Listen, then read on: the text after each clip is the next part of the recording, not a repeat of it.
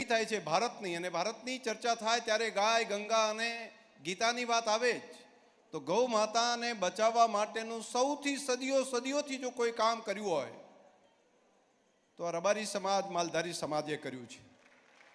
એ પગની અંદર કદાચ જોડા પહેરવા ન હોય, પરંતુ એ ગોવાળે ધન લઈને ગામ ગામ ફરીને ગાય માતાનું રક્ષણ કરવાનું કામ 1-2 વર્ષોથી નહીં, સદીઓથી કર્યું છે. અને ગૌ માતાની જે સેવા કરે છે તે 30 કરોડ દેવતાઓની સેવા કરે છે.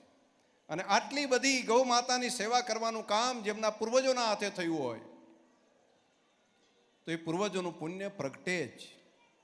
અને પુણ્ય પ્રગટ્યું છે એવું હું આજે આ બધું દ્રશ્ય જોઈને કહી શકું છું કે લક્ષ્મીજીની પણ કૃપા થઈ હોય, માં સરસ્વતીજીની પણ કૃપા થઈ હોય. એક સાથે આ બધું પુણ્ય પ્રગટે ત્યારે થઈ શકે.